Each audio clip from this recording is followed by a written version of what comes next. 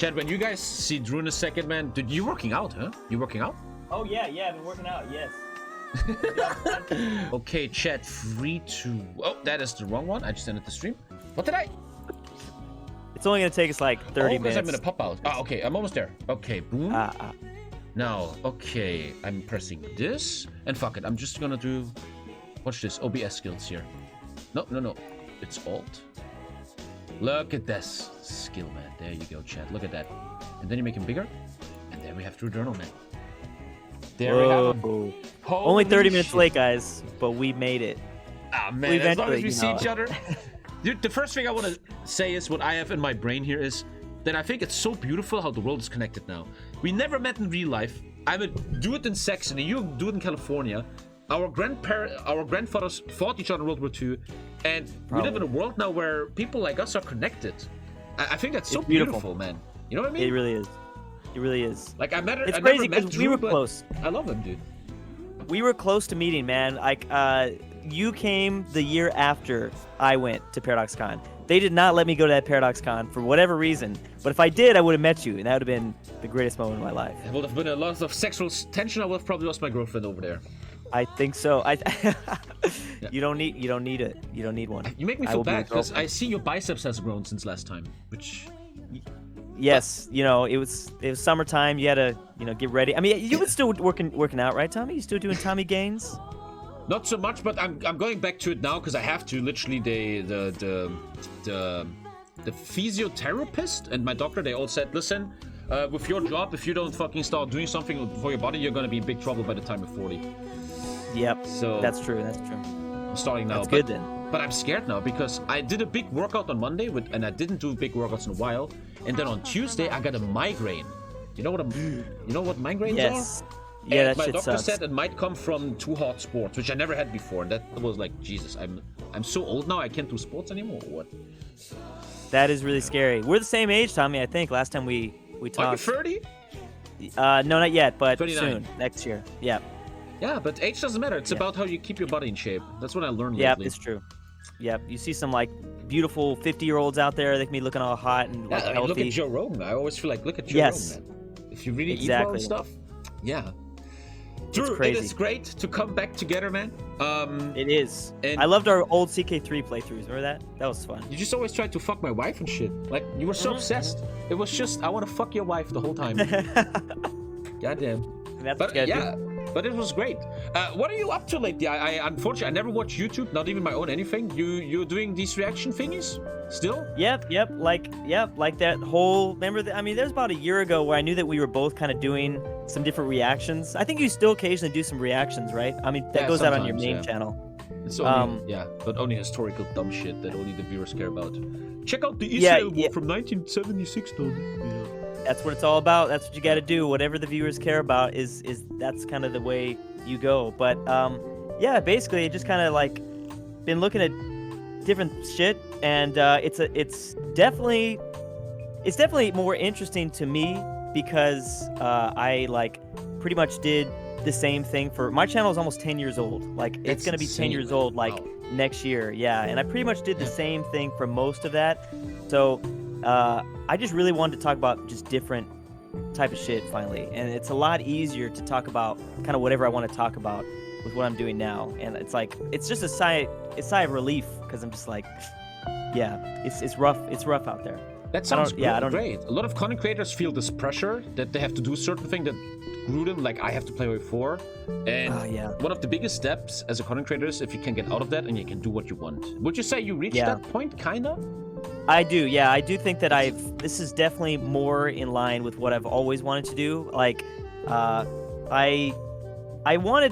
never really done anything that I didn't want to do, but I just wanted to transition more slowly, that's for sure. I've transitioned more to other things, so I definitely feel a lot more proud of what at the very end of those, like, some of the old, there's definitely time periods where I'm not, like, super proud because I just wasn't doing the stuff that I wanted to do, That's always the struggle, though, right? Because you got to, like, do a little bit, right, Tom? You got to balance out what you want to do versus what you got to do.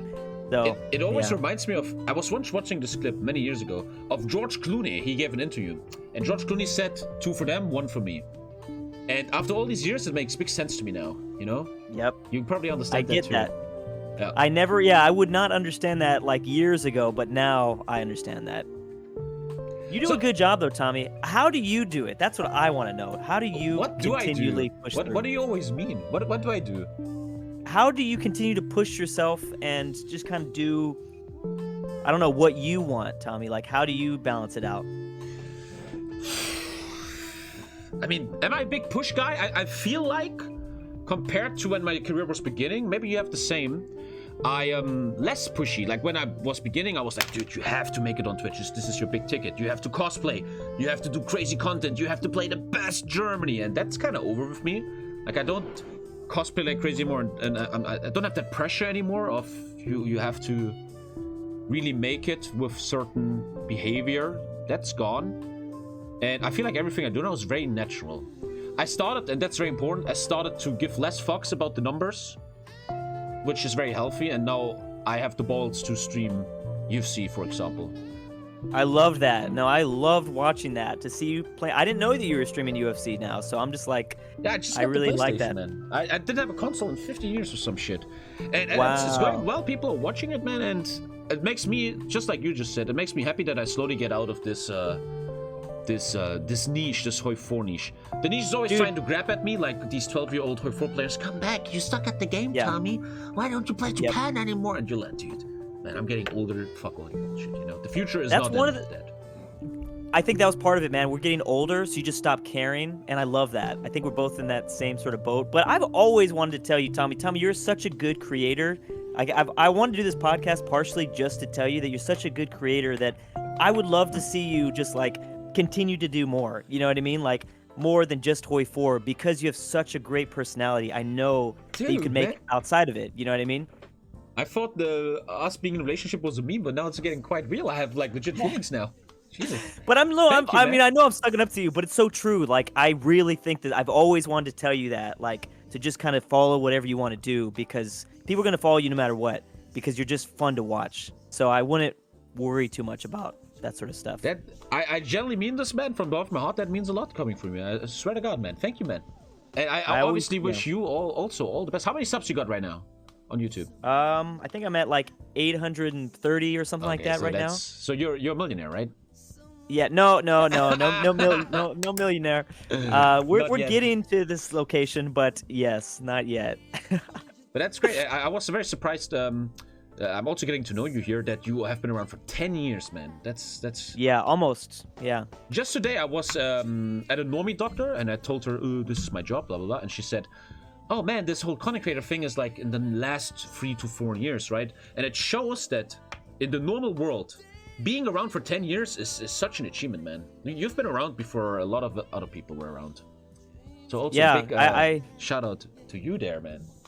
Well, it's so funny because we probably all know some of the OG guys. Like I pretty much grew up off of like Arumba and Quill 18. Like I used to love watching them. Like that was my. It's like you can't really talk about this with anybody else because no one remembers. Like especially like people that are still watching to this day, they don't remember those old school days. Those old like EU4 days when it first came out, or like we're talking even before Hoi 4 even existed. So it's just fun to talk to someone that kind of remembers back in those days. Who did you like watch in the very beginning? First of all, let me just turn off these subs real quick. How do you do that? The funny thing is, after all these years, I don't know shit about streaming. I don't know any hardware, man. How do I turn off subs? Probably this. This turns off subs. Okay, because they're kind of annoying the audio. There you go. Oh, and I pressed the wrong button again. I'm fucking retarded. I remember one of the and genuinely a big influence to me in my life. Genuinely was Athene Wins. You ever heard of him?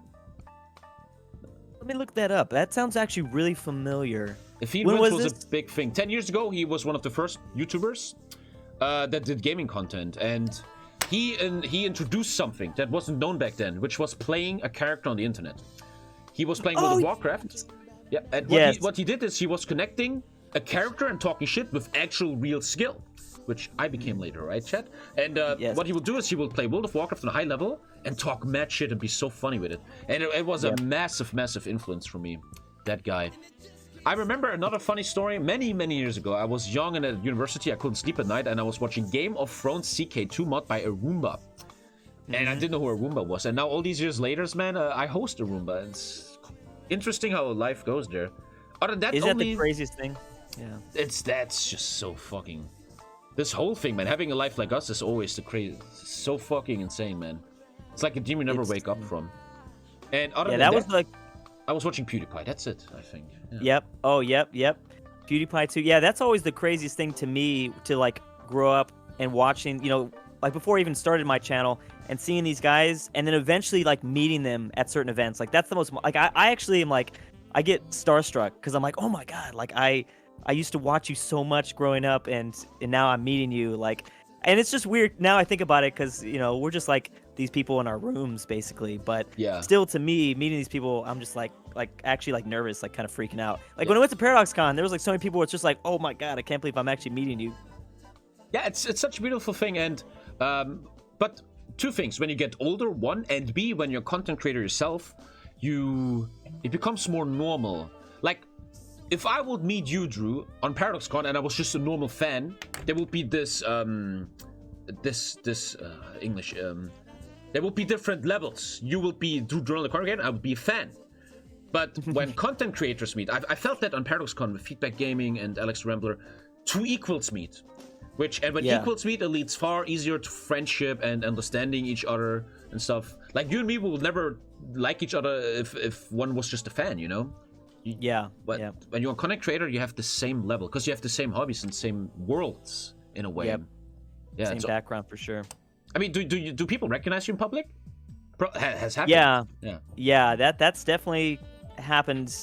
That's always I'm so awkward when that happens because I just don't know how to do it. I'm just like, oh man, yeah. Someone just recently like came up to me on the streets and was like, man, I've been watching you since the EU4 days. Like, and I'm like, wow, that's like so long, and it just, I don't know what to say. Usually, I just try to like, you know, shake their hand and just try to get.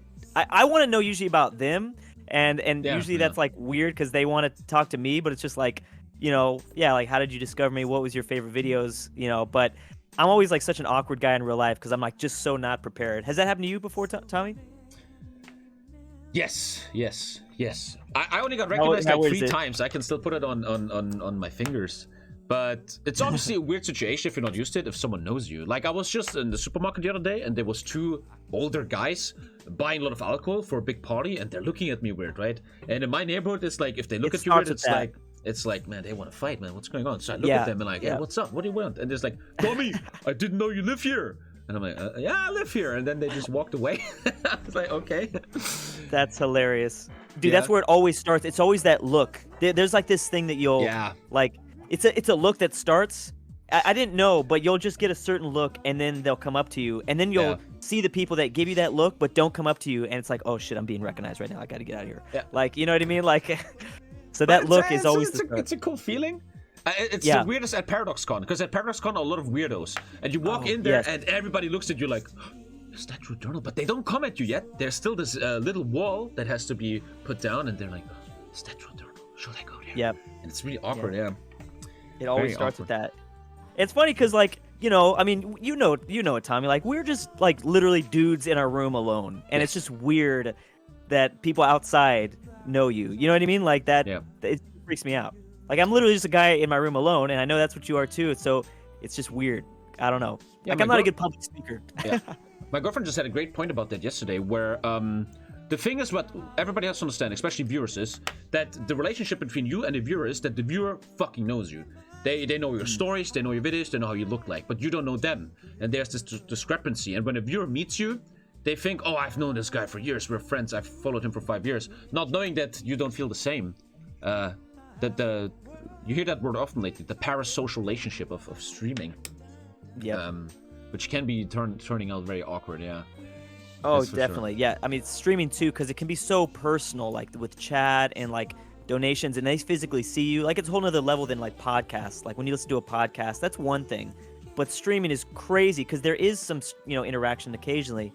So I can't even imagine. Like, yeah, it's got to be. Dude, you must have some with Twitch chats just makes you fucking depressed and suicidal, man. That's for sure. I know. Dude. I don't know how you do it, Tommy. How do you do it? How do you like keep yourself sane? I think you have to be as crazy as them, maybe, and you have to be able to turn it off, maybe. But that's the thing is you got such a great personality. Like, you don't let the toxicity at all get to you. So it's like, that's incredible. Well, most of the time, I'm getting older. I used to be very toxic, man. Yeah. But it doesn't linger. Like, maybe you have your moments, but it doesn't linger into your permanent personality. So that you're doing great. Which is a struggle. You have to fight that. Because the honest to God truth is, 20% of reading chat is, sometimes I read chat and I genuinely think, dude, that comment that someone just did is so fucking dumb. This guy must be, holy shit, man. Like, what is wrong with him? But I'm now, as I got older, I realized, dude, not everybody can have 100 IQ on planet Earth. It's okay if some people, they're like 12 years old, they maybe sniffed some glue. It happens, man. I'm more forgiving now, you know? Yes. People are people, man. I'm also a weird dude, man. 100% like, yeah. Would you think it's a positive thing about your career that as a YouTuber you don't have the interaction with your viewers or a chat all the time? Or do you kind of crave, or would you like an interaction with a chat more? Or how did you feel when you were streaming about this? Yeah, streaming was fun, but yeah, like I know what you're talking about, because definitely I know how much you have to deal with. Like, I was not even like a fraction of your size, and I was still like, damn, this shit sucks. Like, I think part of the problem though was I had such a like big YouTube channel, so people could easily kind of flow in, and if they just wanted to be haters, you know, I didn't really have that many haters, but if there was one hater, it was very easy for them to go and just, you know, cause chaos and shit like that. So yeah, that's what I think that was kind of to turn it off. I would have loved to have just like, if I started streaming without having the YouTube channel, like no YouTube channel, just streaming, then I think it would have done a lot. You know, I think I could have gotten through it a little bit more. But I get that. Yeah, those it's fun. In the very beginning, it's weird. In the very beginning, I super loved like chat and or comments. I mean, just like on YouTube. But now I'm like, it just gets it's the point where like things are just so. There's just so much going on that it's sometimes more healthy just for me to not even look at that sort of stuff. You know what I mean? Yeah. Like, you mentioned you mentioned Joe Rogan already. Like, Joe Rogan doesn't even read his comments. I read my comments, but it's tough sometimes, especially when you get the same sort of like dumb comments all the time. You know what I mean? Yeah. Whatever it might be. Yeah. So, yeah, I just try to keep myself healthy mentally by like avoiding certain areas that I know is going to be dumb. Like, if I release a controversial video, I'm like, I'm not even gonna read those comments because fuck it. Like, why do I gotta read those comments? Yeah. Like, they're just gonna be mad. But yeah. Yeah, it's very important to understand though that helped me a lot, that these opinions don't matter. When you have 10 viewers as a streamer and 5 viewers shit on you. For example, I remember when I started streaming Hoi 4 and I would make one single mistake, I will lose a game, you know. You will get shit on by all these kids, and it will hurt me. It will make me emotional. But once you understand, dude, they don't matter as long as the content is good and people subscribe and you have your livelihood. Who cares what they think? That's very important to learn. I often say this, and I want to hear your take on this. I say that all the time. I'm so happy I became a content creator on the internet as I was older, because I think if I would have been successful on Twitch when I was 18 or 19, it would have fucked up my life. I would have gotten, you know? I feel so bad for like these kids that are like getting massive, like for instance, like the TikTok kids or whatever, you know what I mean? Like these kids, I absolutely agree. Like mentally, I would have just been already like one of those crazy childhood stars like that just like lost their fucking minds. I mean, I wouldn't even have been like as like, you know, Macaulay Culkin. I don't know if he lost his mind, but I just think that like I would have so lost my mind if this all took place when I was like 18, 19. Yeah. Like there's just no way. But I think with our age, we got lucky, Tommy. Because when did you really start getting big? Like, how old were you? 25? 2 years ago. 28. 2 years ago? Yeah. Hey, you were big. Hey, Tommy, I knew you when you were like at like 2K subs on YouTube. This must have been like that was 4 years ago. Yeah, 4 to 3 years was? Ago. Yeah. Oh, okay, yeah. I remember like about 4 years. Older in my head, yeah. I was still an idiot, but yeah. Again, you know, I'm not trying to continue to suck up to Tommy here, but I just want to say that like if there was like a stock market to invest in YouTubers, I would have definitely invested in you in like at like 2K subs, because I was like, this dude is doing some crazy shit, and I just loved it. I'm like, this guy is gonna go somewhere, you know, and because I remember like you doing some weird. There was definitely, you did a lot of anime intros, I think, back in the day. I don't know if they were anime intros, but you did like sort of so much anime style to it that I'm like, this is so what people want right now. So I would have definitely invested a large stock if there was a YouTube stock market, because I knew, again, man. that means a lot again. But with success comes this fear of, we're entertainers, and in the entertainment industry, there's this fear of becoming irrelevant, or you don't see growth anymore. You know what I mean? Do you struggle with that? Like, if I have a month where I'm like, dude, this month you didn't grow at all, and that really hits me, man. That's deep shit for me. Do you have that too? Yeah. Oh, for sure. Yeah, that shit hurts. That, like, depending on how bad it was, like, I can deal with a slightly below average month. It's usually like when it's below average month and then below average month, it usually will hit like 3 times. Then I'm like, oh fuck, like something really bad, and it'll like affect me in my own personal life. Sometimes I've gotten so much better, but as like when I was coming up, definitely it would like I'd be like severely depressed sometimes if it was like month after month things were just getting worse and worse, and it's just like I don't know, that took a long time, and I'm still trying to get over that, you know. I will say, like, if I get like 1,000 views in 1 month, then I'm probably gonna throw myself off a bridge. You know what I mean? Like, I understand that. Yeah. So, but I'm getting better for sure. I mean, how do you deal with it, Tommy? Well, in society, right? You always see content creators or internet entertainers says, "Oh, they just play games all day and make too much money," but they don't see these downsides. That you have this curse of, if your stream or YouTube channel doesn't do well, it fucks you up, man, in the brain.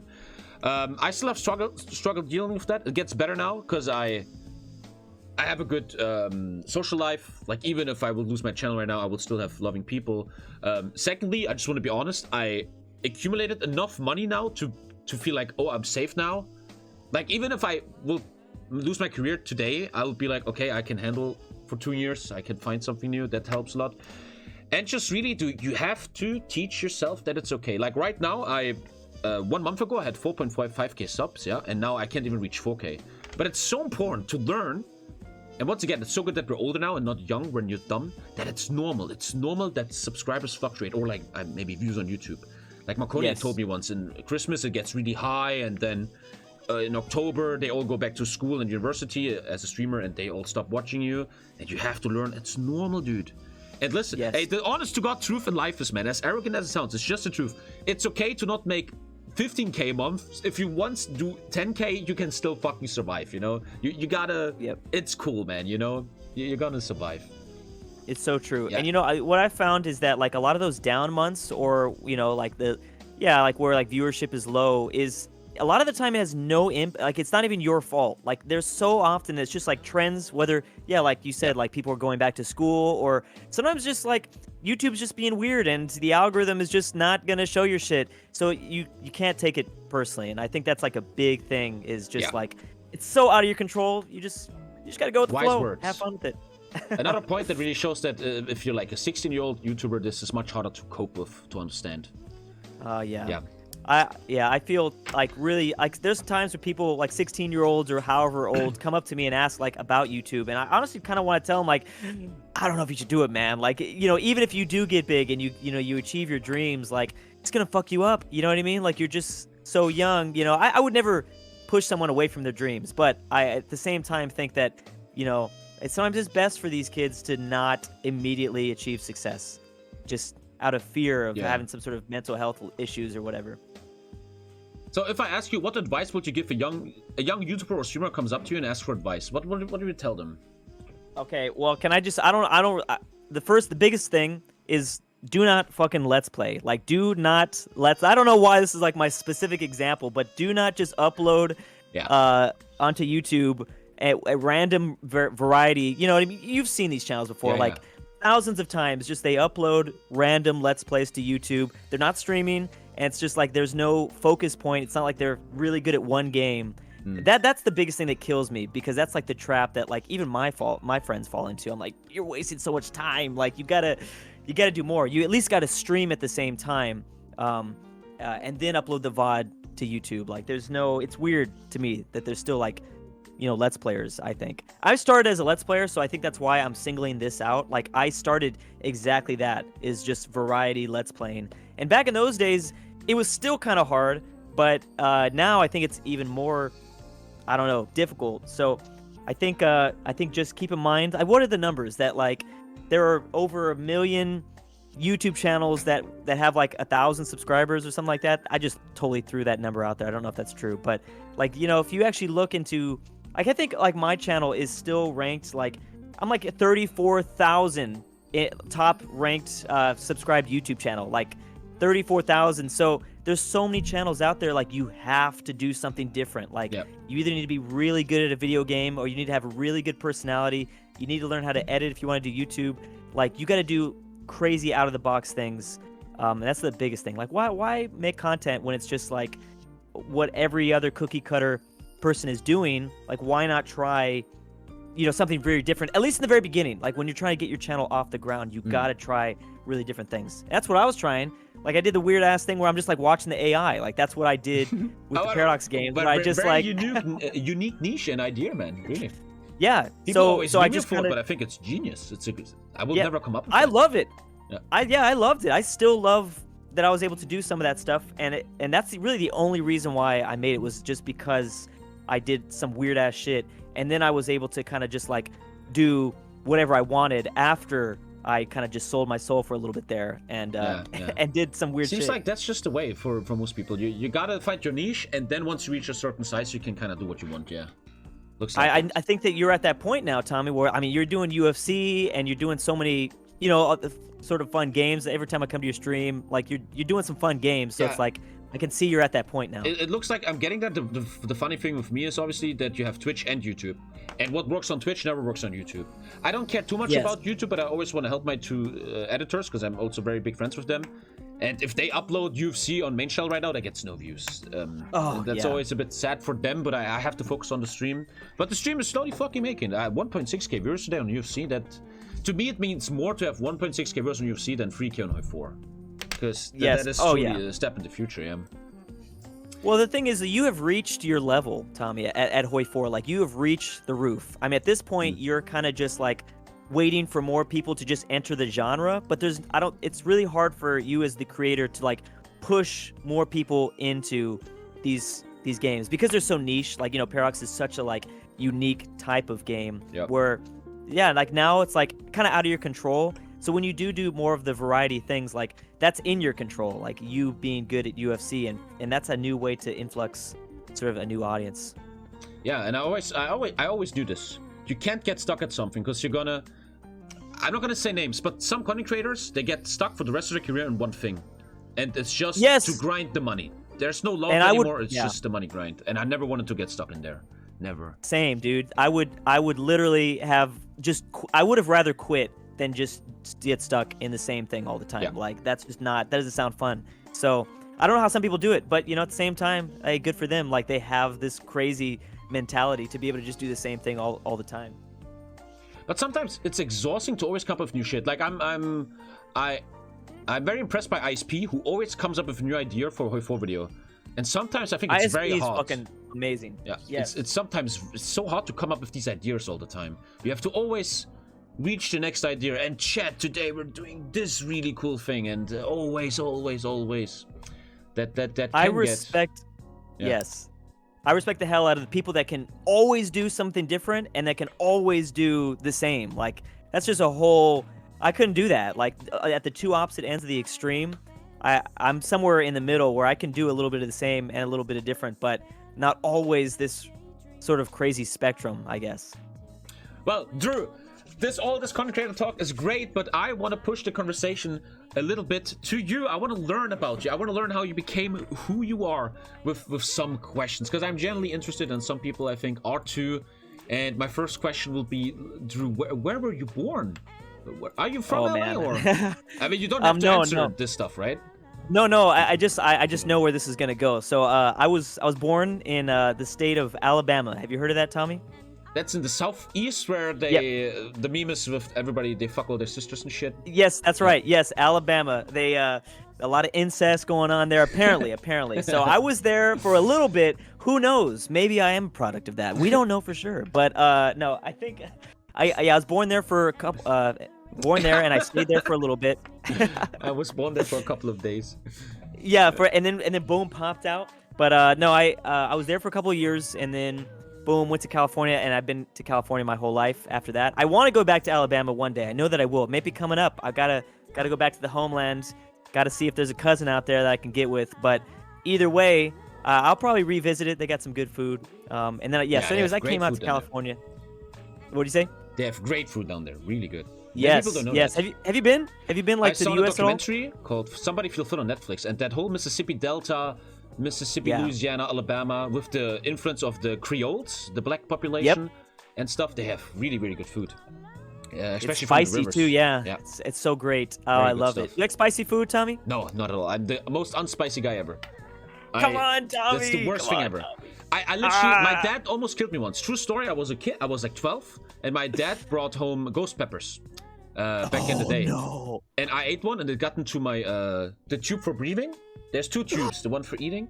And I was on the floor crying and dying, and my mom was crying. This is it. He's gonna die. And the final moments, I survived, man. And since then, I have a trauma with spicy food, man. Okay, I can understand that now. I can understand that now. Dude. That's terrible. Why would you do a ghost pepper? Yo, daddy's mean. That's so mean. My dad is a bit awkward. But so you were moving to California. You probably had school, high school, all that stuff.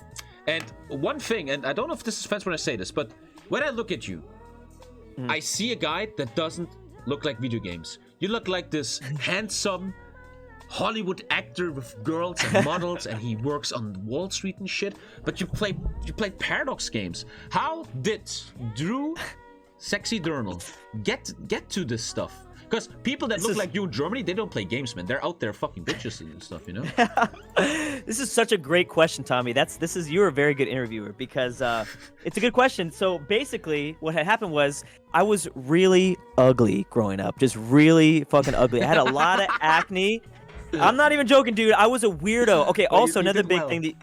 I had a lot of acne, and like not even just like that little bit of acne. I'm talking about like the huge cysts. Like when you Google search, like I don't know, just like the worst acne. Like my shit was up there. Like I had to go on like an actual like treatment where they would like draw my blood every month because like that's how hardcore this treatment was because my acne was so bad. So I pretty much grew up as this really ugly little kid. Also, another thing to note is that I'm pretty short, Tommy. If you ever meet me in real life, I'm a fucking short guy. So you know the shortness. I'm 5'6". So can you speak like a normal guy? What's 5'6"? Oh, he disconnected. Oh wait. Oh, sorry. Hello. No, you're back. Can you hear me? Okay. Where were you? Okay. You're back. Sorry. 5'6" is I forgot what that is in non-freedom units. Chat is always just lying. It's so many different answers. But who cares, man? I mean, the acne and being short, it's not your fault. It's, you know. But what I'm saying is that, so, like, because I grew up like that is what made me find these, like, sort of just different interests, you know what I mean? Because I wasn't out there, like, partying or, you know, I wasn't out there getting all the girls. I was just kind of in my room playing games with friends and things like that. So, the shortness never fixed. The acne went away, but I still, like, I still formed my interests because of those things, basically. So, yeah, I guess that's the answer I usually give. To put all the memes and jokes aside, when people, that's a question I like to give to attractive people like you. When you hear these memes, oh, you look so good, you must fuck a lot of women. Does that annoy you? Like you're like, when people come up to you for your looks or talk about your looks, do you feel like, man, I had issues when I was younger. I you know, this is very superficial bullshit. You know what I mean? Yeah.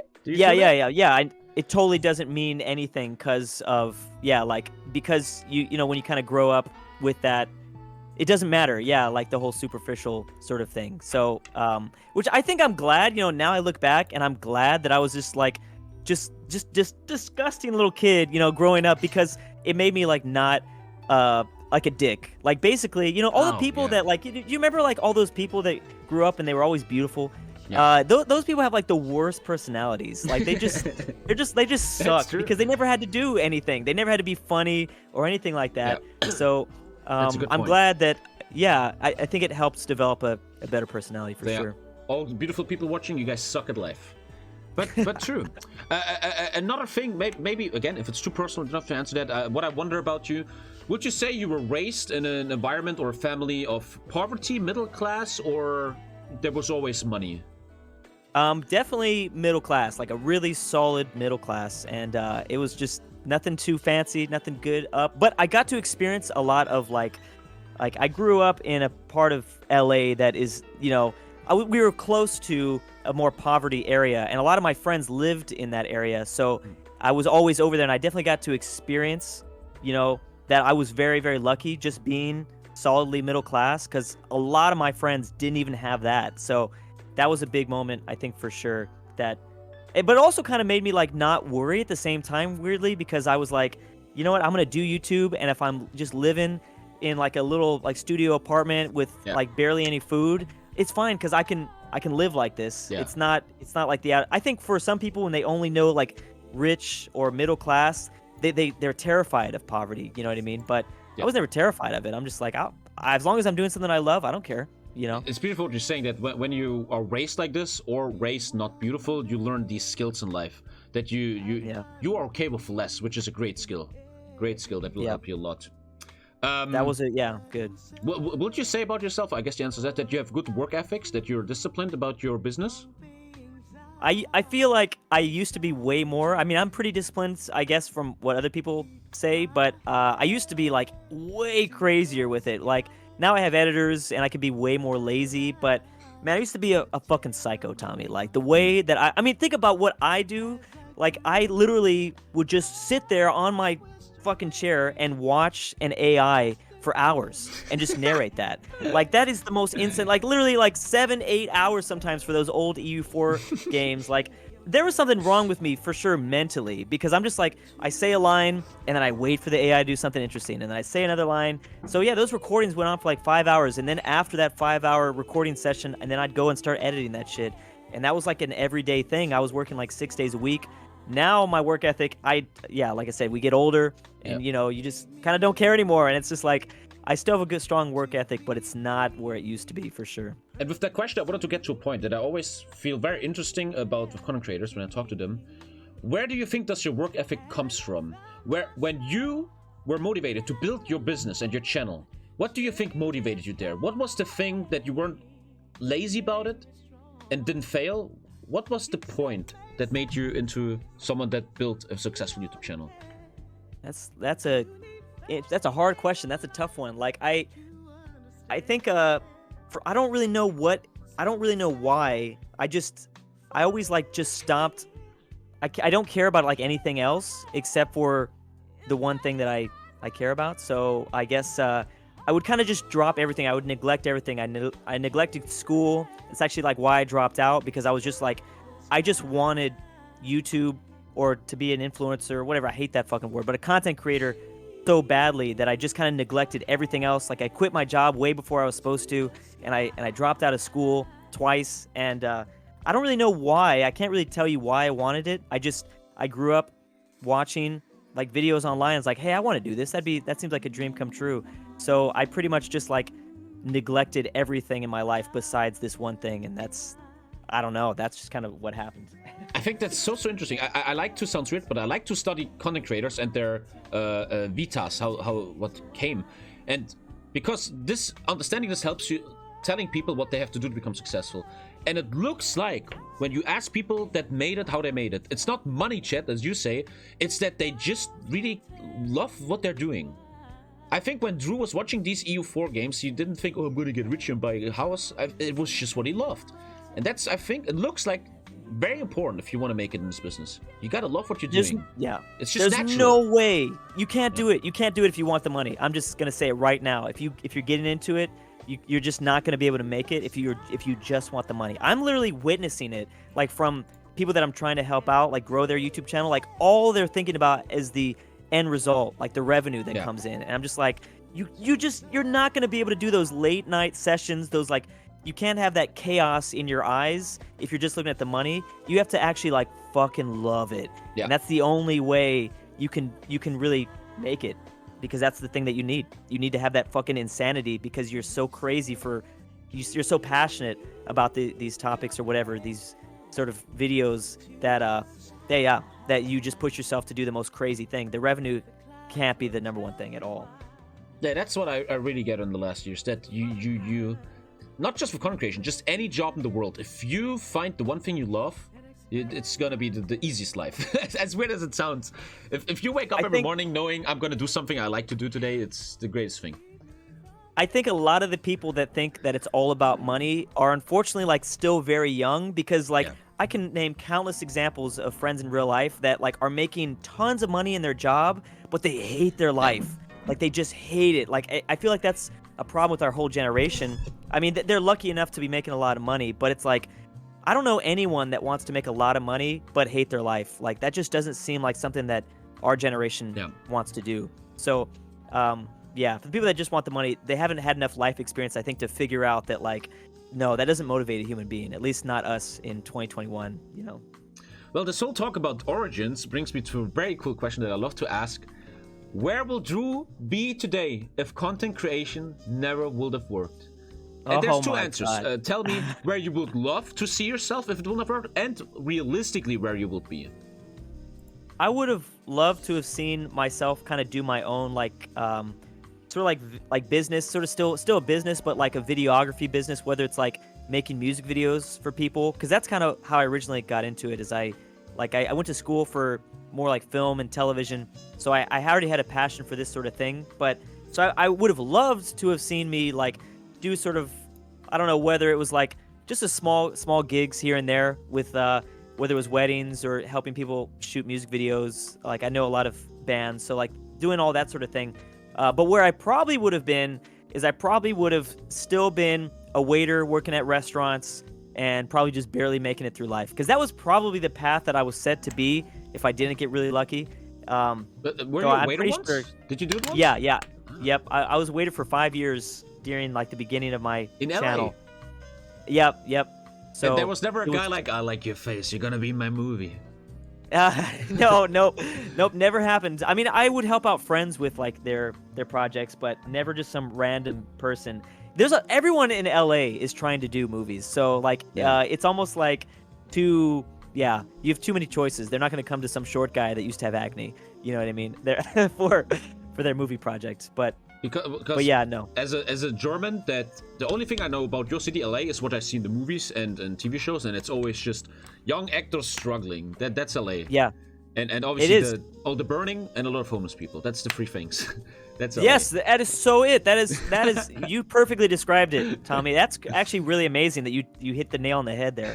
Because everyone's trying to get into that business, and or there's just a bunch of homelessness. It's really bad right now too, so I'm sure you can imagine. But do you enjoy living in LA? Are you like one of the guys? Yeah. Well, I live technically not in. I used to live in LA, but I live now like away from LA. I live in a different county now, so it's way more chill. LA is kind of chaos. So I hear that's everywhere. Everybody's like running away from it, going out of there. Yeah, it's too crazy right now, and when I mentioned Durnil's living situation, it's not like you're in downtown LA, chilling there. Okay. No. I used to be like near LA. I was definitely in LA County, and then I kind of moved out to a place called Orange County. So it's way more chill if you know that area. But yeah, not as many people that just want to make it into the kind of Hollywood industry or anything like that. That's for sure. Well, your answer showed that if I would ask you about hobbies, which I'll do in a second, that video editing seems one thing. Oftentimes when I talk to YouTubers, very unlike streamers, they are just fans of video editing and video stuff, which led them to editing their first videos, and then, hey, I'm a YouTuber. Yep, that's always what it comes down to. Which, you know what, I think it's very impressive that you don't edit, Tommy, because like you come at it from a whole different perspective when you're not coming at it from an editor perspective. And I think maybe that's why I think you're so unique, is because you don't know how to edit at all, right, Tommy? No, zero. I back in there did Windows Movie Maker. I was very good at that. So there you go. So I think that's what makes, in my opinion, you such a unique creator, because you don't know anything about editing. You just are like, you just understand how to act in just a live setting. And I'm like, I don't really get to see that often. I'm like, that's unique. Everyone on YouTube is like me. So I think it's more interesting, for sure. Yeah, everybody has their good sides. Yeah, I think I could never make it on YouTube, maybe, for example. Maybe. I wonder.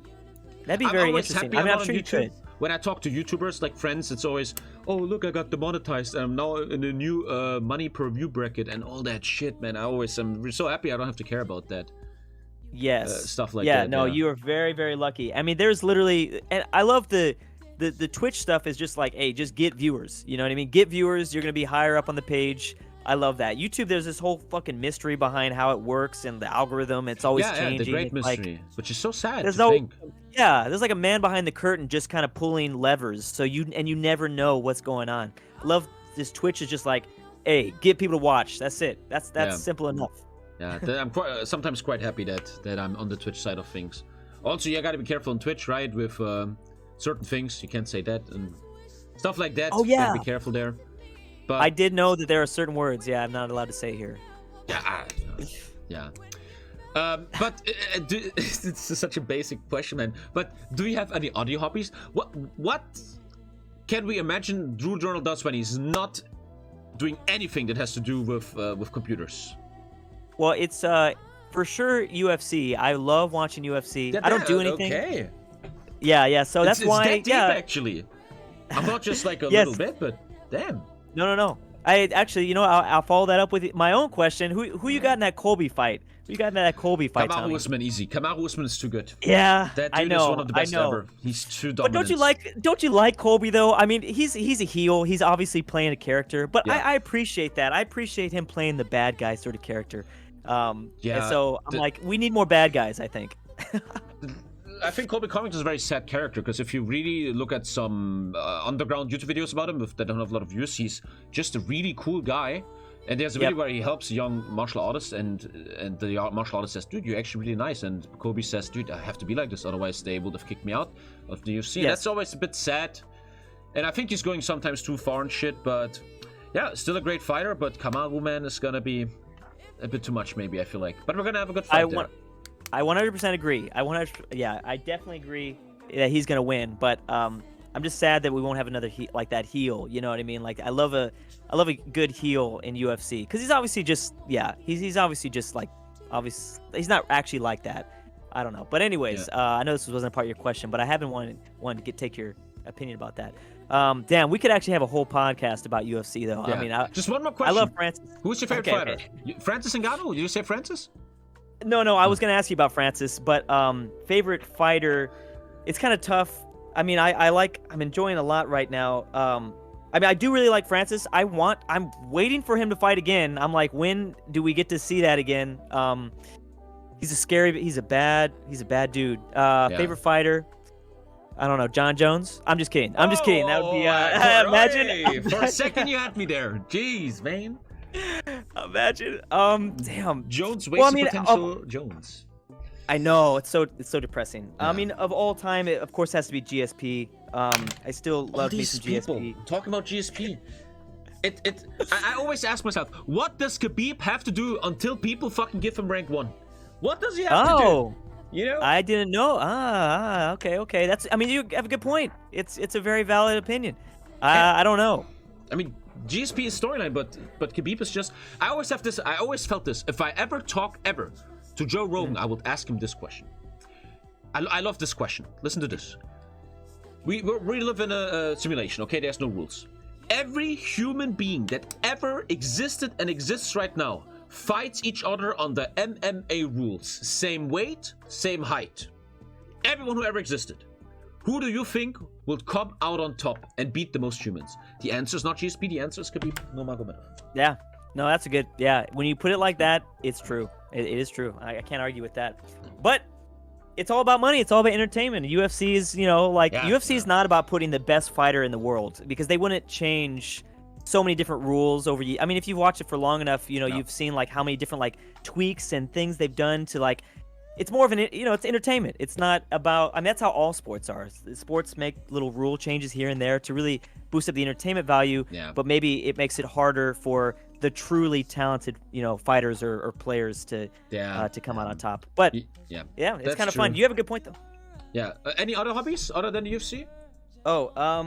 I enjoy, this is going to sound very basic, but like I enjoy like photography, things like that. Like, I guess you said no computers. Do you have like a portfolio? Like, do you have like a folder with photography?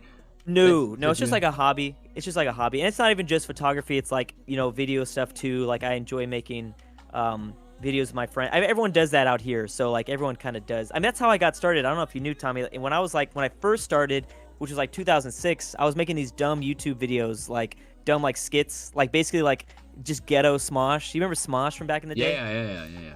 I mean, that's how like every YouTuber I feel like started. But I did really love doing that. We had like a little web series, and it was just fun. So I still enjoy that sort of stuff. That's like what I do to get away from like any sort of YouTube thing. So if like a friend will come up to you and be like, Drew, can you please film and cut our wedding? That will make you like really happy. I would I would have that. I'd enjoy that a lot. Yeah, because I don't know. I mean, that's just kind of what my original love. And I still miss a lot of that stuff. I don't do that stuff anymore, but it is fun because you get to just kind of like, I don't know, you get to do however you want to cover this event, you can cover it, you know. And I also love like live sort of settings, just like an event where it's just like it's kind of chaos, so you have to like stay under control. I don't ever get to be around people anymore, so I guess I kind of miss people. Do you ever miss people, Tommy? Not at all. No, never. You're that much of an introvert? I am ultra, dude. I'm gonna ask you my next question in a sec, and my answer will be being alone. I don't know. I always felt like I have zero issues with being alone. Being alone, a way that I'm still on the internet playing multiplayer games. You still interact with humans, but yes, yeah. I don't miss people. Okay, maybe that's the difference. Yeah. Okay, maybe that's it. Because you still are interacting. Yeah, you still get that somewhat human interaction with chat and multiplayer. Okay, yeah. Yeah, see, I'm pretty like during the week, because I don't live stream anymore, I am like, you know, Monday through Thursday almost completely by myself, where it's just like, boom, no one, just, yeah, no really human interaction. So when I do get to those weekends, I'm like, I do crave some like, you know, yeah, some people, you know, and so I guess that's why. When I was streaming though, like you said, like I felt it more. I felt like, wow, it feels like I get to actually talk to people again, and I love that. I miss that. So when you say that, do you feel that during the week or something, would you even say lonely? Feeling lonely? Yeah, sometimes, I mean, not all the time. It used to be worse. I've gotten better. Like, I am a really, like, huge loner, too, like, because of what, you know, we talked about. I think you kind of have to be somewhat of a loner. But I think maybe it's just an age thing as well. I think as we've gotten older, I'm just like, I kind of miss talking to people. Because now I don't have, you know, when you work from home, and you don't go to school, you just have like no interaction, and usually you also don't build new relationships. Yeah, exactly. And you can see old ones like collapse. Like that's what happened a lot, because I was so like passionate. I lost a lot of friends there, but luckily I kind of like was able to revive a lot of things as I had more time. But yeah, I think it's just an old thing, just because I'm like, man, I do miss you know, I guess meeting new people. Sometimes, not all the time. I still need to be alone.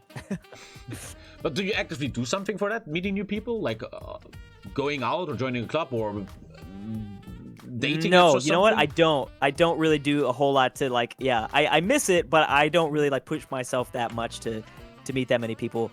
I mean, I know it sounds like I'm some sort of like extrovert right now. I want to say I'm still hardcore introvert, but I think that, you know, I still occasionally have that feeling of, you know, I guess it's like a spectrum. I don't think you're just an extrovert completely or just an introvert completely. It's somewhere in the middle, but I don't know. It's kind of hard. Yeah, but I love being by myself at the same time.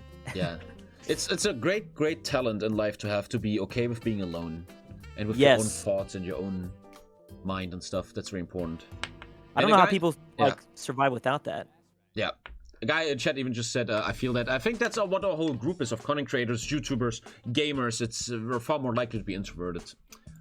You have to be, I think. Yeah. Yeah. Well, that would. Well, let me ask you. I have a weird hobby, which sounds really awkward, but I like developing questions that make people think. I love that shit. It makes me. I fucking love that. And one question that might sound very basic, but a question I love asking people that I care about is.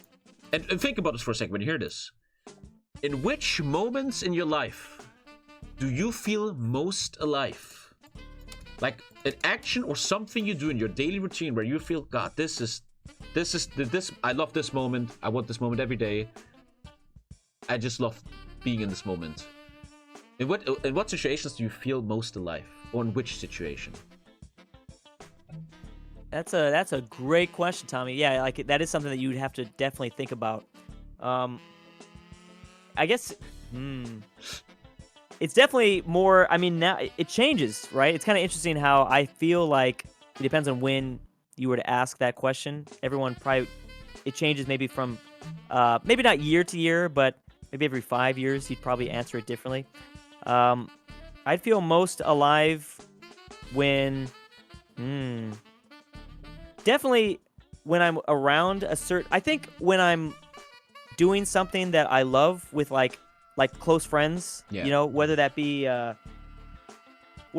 like maybe you know, making video. It could be as simple as making videos, or it could be as simple as just working out, just experiencing something new. I think I just recently went to New York for the first time. I'd never been to New York. I know that never, like, I've always been in LA, so I traveled to New York for the first time, and that was really fun because I got to be with, like, you know, some close friends, and I got to, like, travel a little bit. So maybe it is traveling. I don't know, traveling with close people. Which, by the way, you know, when are we gonna do that Twitch thing, Tommy? When are we gonna do that TwitchCon in Germany? Was it in Germany? Is that what you said? It's in Amsterdam next year.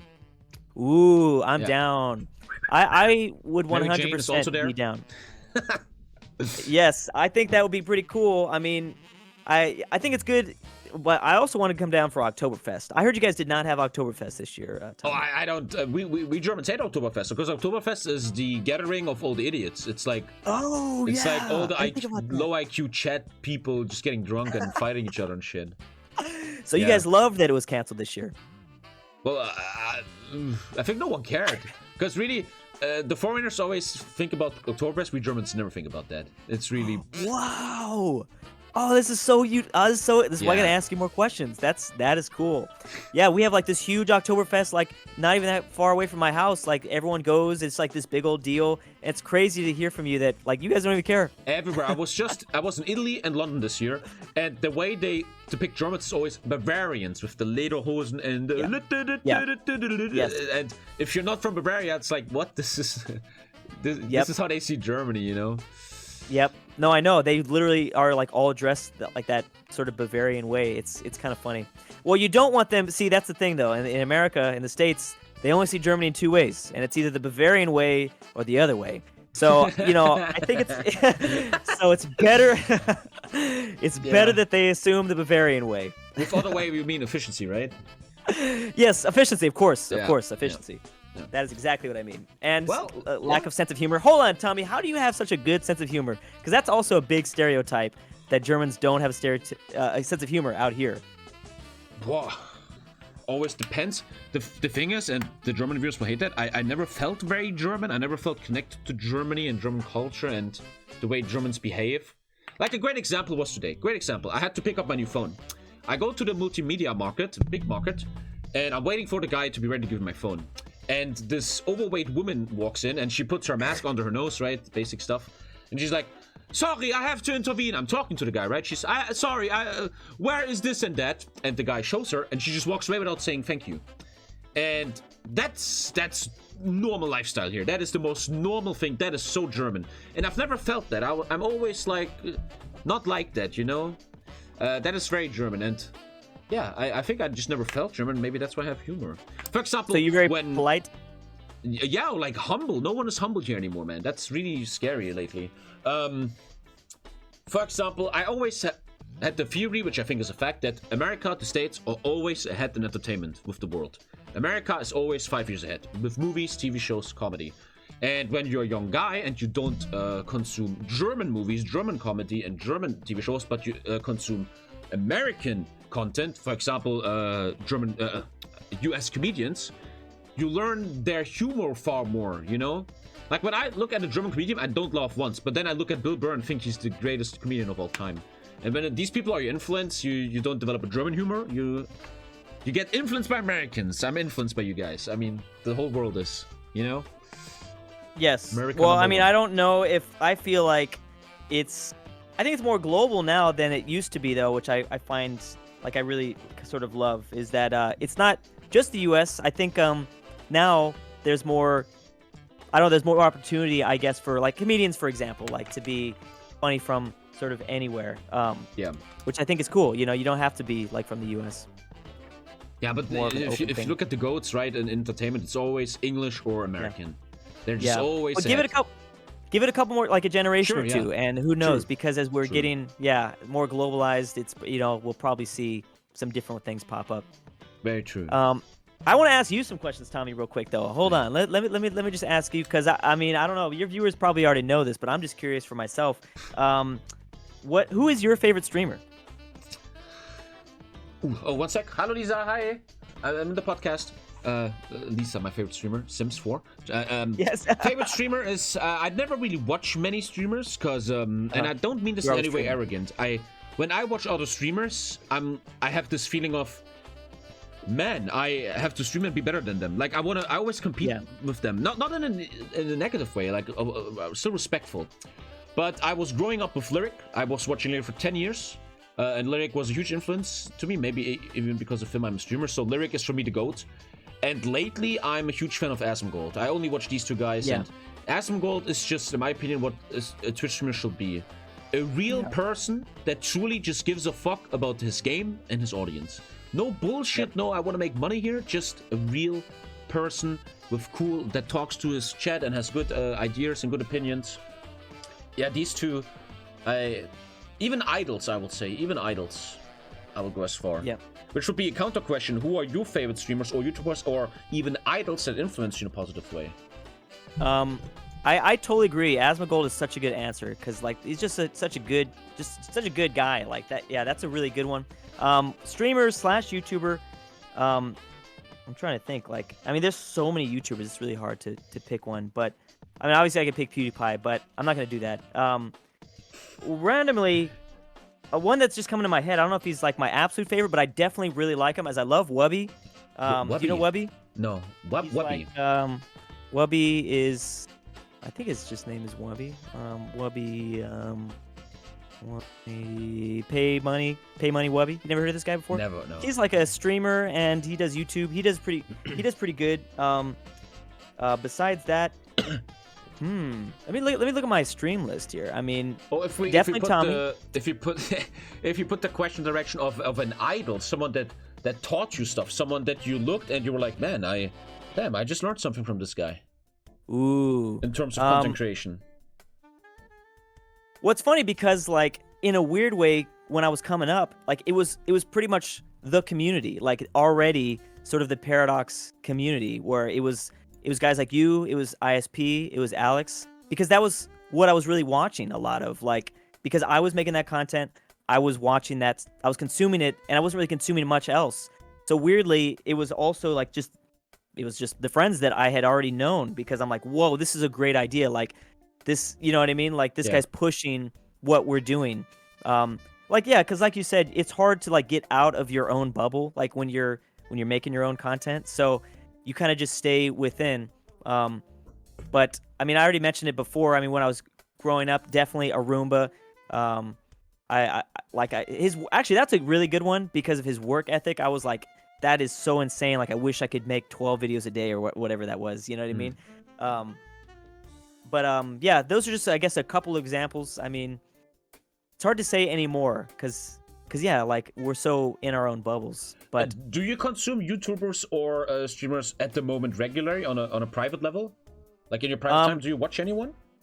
No, I've actually been really bad at like not watching as many people like as I used to. I'm kind of just like in my own sort of little worlds. I actually like some of my favorite, like I feel like my favorite YouTubers are like the ones that like barely upload, and they also just make like I can tell you like YouTube channels that I really enjoy. Like have you heard of a channel called Laminio? They just make like really great documentaries. It's like LMIN Laminio or something like that. LEMMINO. YouTube editor, put a link in here at this moment. Look, this is how YouTube, right? Editor, put it here. like I enjoy like channels like this. Like I don't.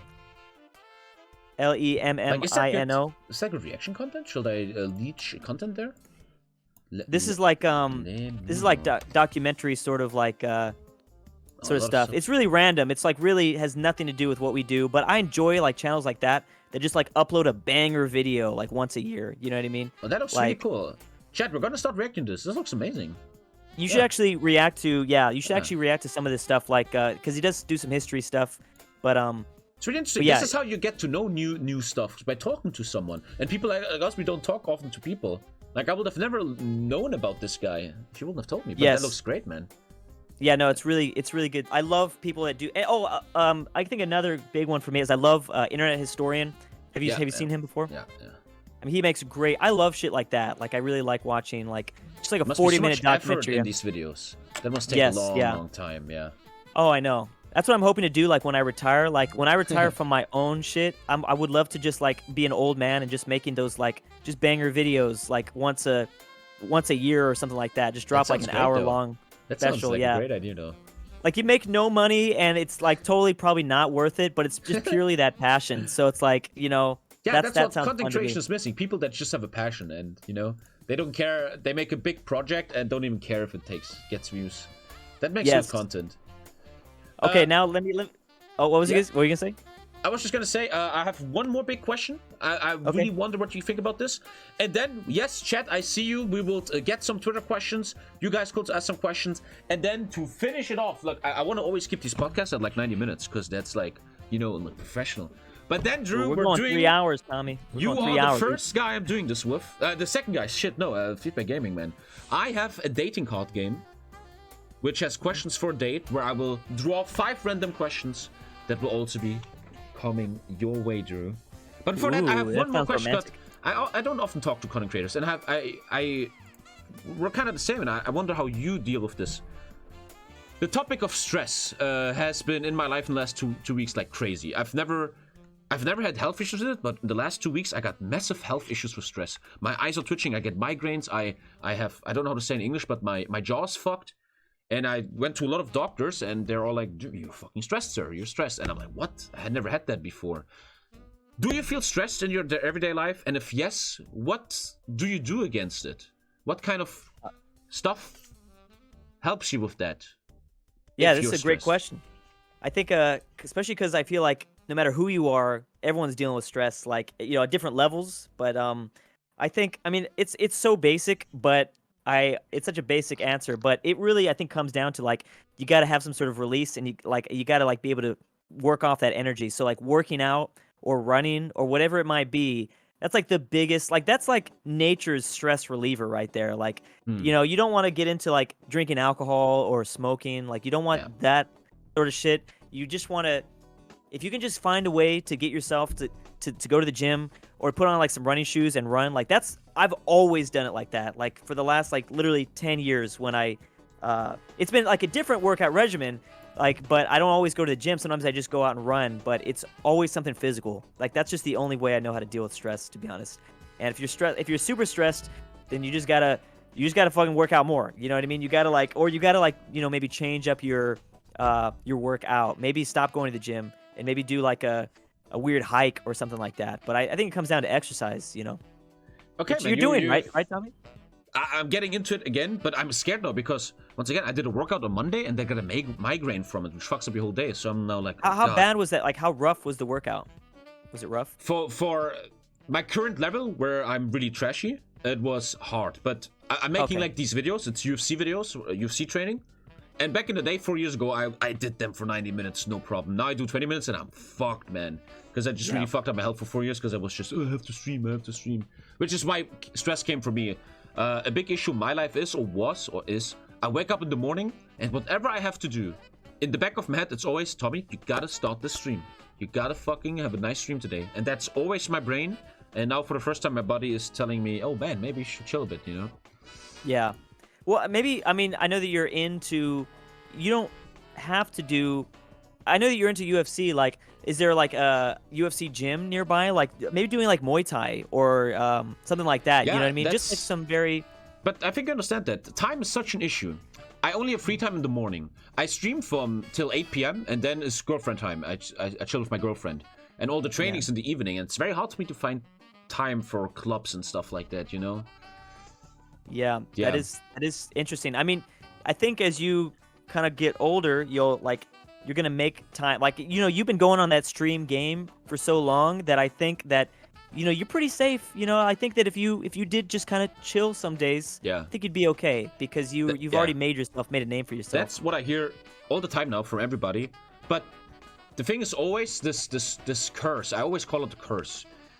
I come from poverty, and the stream is the only thing in my life that ever went good. And the stream is everything to me. I always say, maybe this is toxic, man. With the stream, I'm everything. Without the stream, I'm nothing. So it's very hard for me to say goodbye to that. I'm just taking a day off today for my own. I have to start doing that. I understand that. I have to start doing that for mental health. But it's very, very hard for me to be like, oh, no, I'm going to stream a bit later today. But that's something I will have to handle and find out and shit, you know? Before you even like said your response to that question, I already knew that you were going to give me that answer because I think that is the curse that a lot of creators have. Like it's the same thing. Like I have to make a video every day. If I didn't release a video, I'm like, what the fuck is wrong with me? Like this is, you know, it's bad. So it's just something that I think we're both going to have to sort of get over because yeah, that curse is it's the same thing that made you, but it's also the same thing that's going to kill you. You know what I mean? It's That's like a double-edged sword. I always want outsiders to understand. And you could even put this on all self-employed people that have their own businesses, not just content creators, that you have the curse. You have the stress and all the negative, but you have the positives. You don't have a boss, you can make good money. And I always want outsiders to understand this. They always act like streaming is so easy and haha, you just play games for a living and shit. But there's a lot behind the scenes that people don't see. It's chaos. Yeah, there's definitely some chaos. I want to raise awareness for that. In a way. I love, and that's what I'm so glad. I was gonna say that right now. I'm so glad you are like letting people know, like kind of the behind the scenes, because like yeah, I mean, we have the best job in the world, but it is not like, you know, we're not like living off of like some rich daddy, you know what I mean, and just like, you know, spending money. Like it's rough. It can get rough. Which brings me to my next question, my favorite question I ever came up with. I'm so proud of this question. I love this. Ooh, it might be a bit of a trash question. Asking you, it's better for outsiders, but I love this question. Listen to this. Okay. So proud of this. Every job in the world, every single job, has the same hours and makes the same money. No one makes more money than the other. Which job will Drew Durnil like to have for the rest of his life? Is it the YouTube or is there something else? I love this question because it truly shows you what people want in their lives. It probably is YouTube still right now. Like I would definitely do it. It might be a different if I were to force something else just for the sake of the question, if I right now it is YouTube. I mean I really do. I hope if YouTube is still around or some sort of like video creation platform, then I would do it till I'm like 50. You know, it might be different types of content, but I would still do it. But if it was like a different sort of thing, I was telling you a little bit about like how I went to school. I would love to like direct live events, to like TV direct like a UFC fight. Like I don't know if you know anything about, like behind the scenes about that, like Tommy, the but that's crazy. crazy. And stuff. Yeah, that that guy, the guy that like there's like 12 cameras and this is kind of another thing that like I went to school for. Like you're like directing like camera 2, get that guy's fucking face, it's all beat up. Like and then you take camera 2. Like that is really fun because there's just it's all chaos and to be able to do it on a subject that you love like UFC would be, I think, even more of a dream come true, you know what I mean? To be like behind the production process of what everyone has to see. You could also mess up really bad, but yeah. But anyways, yeah, probably one of those two things. That's what what about you, Tommy? That's what I like about this question because it shows it showed this aspect of you with directing and producing or something. For me, the answer is always MMO streamer, like Asmongold. Yeah. I stream or like saying. Still streamer, but whatever you stream, like in the question, everybody makes the same money, so it doesn't just stream whatever you want. That will be amazing. Other than that, I always thought of something like being a wildlife park ranger, someone that takes care of the park. And we have this tree is sick, we gotta save that, and the ducks are actually having a disease, we have to save the ducks. Like taking care of a park or something. That sounds cool, man. I don't know. That does sound nice and peaceful. That sounds real peaceful. Yeah. I love that. I didn't know. Wait, what type of MMO though? I love that first part. All of them. I was a big World of Warcraft addict, heavily. Oh yeah. Many people don't know that because I never showed it on stream. But just just anything, you know, just whatever.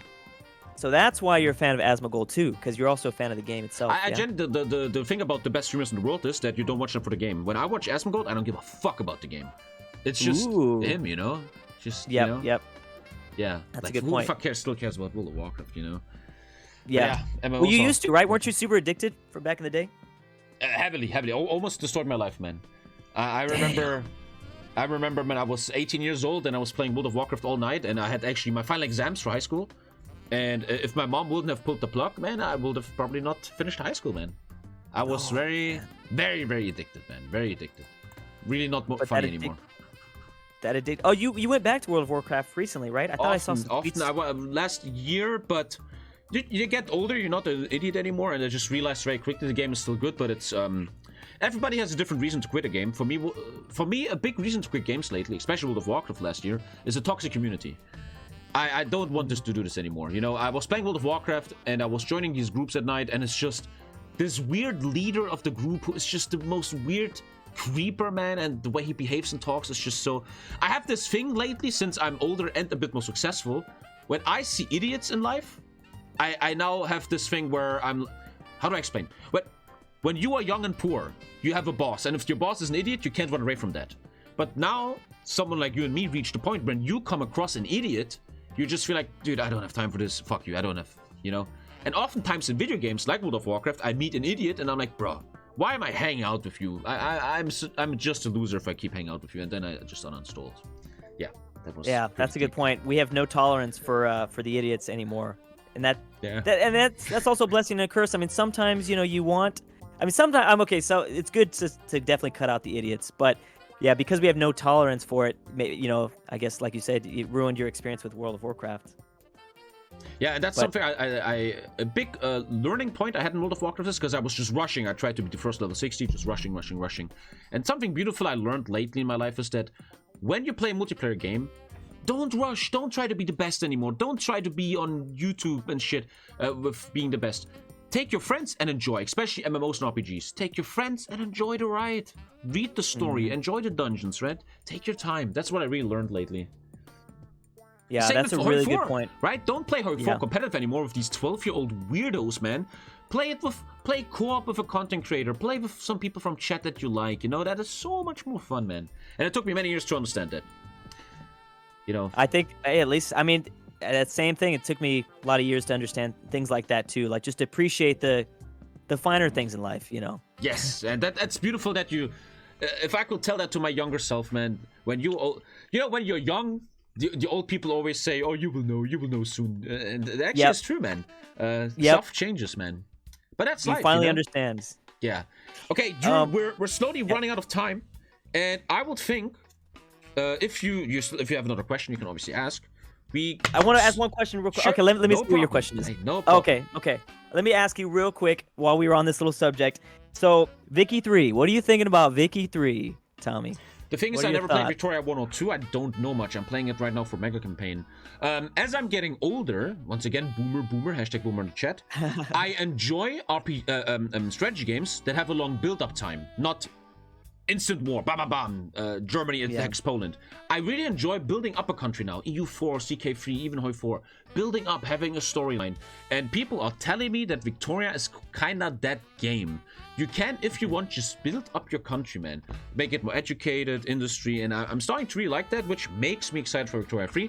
But what is shown lately in video game development is that most games that are released are empty shells. For example, in my opinion, CK3 is an empty shell. Which makes me scared for Victoria 3 because it might just be an empty shell that needs 3 or 4 DLCs. 100%. Dude, yeah, CK3 was... I mean, yeah, that's... I mean, listen to him. You still kind of dive into it, right? Has it gotten any better a year later? Not yet. We're getting a new DLC soon, which gives more roleplay stuff called Royal Courts. I'm going to give it a chance. But so far, I just want to be honest. I don't want to always shit on Paradox, you know? Maybe you can work together one day. But CK3 is just such an empty shell to me. There's no soul. Yeah. And a lot of games do that nowadays. Cyberpunk and Valhalla. All these games, they look cool, man. They sell 1 million copies, but if you really look at them, they're empty shells, man. Maybe because the human race is becoming an empty shell, and there are people like that. Who knows? But it takes years to build some of these games up. I mean, like, you know, when it takes like Hoi 4, you know, for instance, took like a while, like many DLC, 2 or 3, right, to get there. So I have hope that maybe it'll get better, CK3 specifically, but I agree with your sentiments about Vicky 3 that it's probably going to be meh, you know. Yeah. But I hope it's not, man. I'm really excited. Like, you know. Yeah, we always hope it's not, right? We always have hope, you know. Yes. But now I have a question. I really care about your opinion there. Please name me your personal top 3 video games of all times. That's really interesting. Yeah, so I've been thinking about this one a lot. Okay, so one for sure is GTA San Andreas. I love that shit. I think I loved it there you go. Because I loved it because, like, dude, that was like where I grew up. Like in that, like, I wasn't necessarily in that hood, but like I loved being a kid. It's like and just Los Santos is LA, right? Yeah. Yes. So it was basically. Special. Yeah. So to me, it was like super special. Like that like format. I don't know. That formed so much of about me, kind of understanding about things and stuff like that. So I definitely love that game a lot. Oh man, it's gonna come down to like strategy games at the very end. Like, is there not like in your childhood some PlayStation 2 game with some action games? Is it all strategy games? Yeah. Well, Next so to GTA, and then, I mean, oh man, this is so cringe now. But when I was a kid, I loved Gears of War 1. You ever play Gears of War? I know that game. Yeah. Like they now it's been so like destroyed into the ground. But when it first came out, that was like the first game I got on the Xbox 360. So that like blew me and my friend's mind because I'd never played a game like that. It's funny because I never play games like that anymore. But when I was a kid, yeah. So GTA, but it's hard. So when it comes to strategy, though, like I mean, I loved Civilization 5. I know that like there's a lot of like Civ 4 fans out there, but I liked Civ 5 a lot.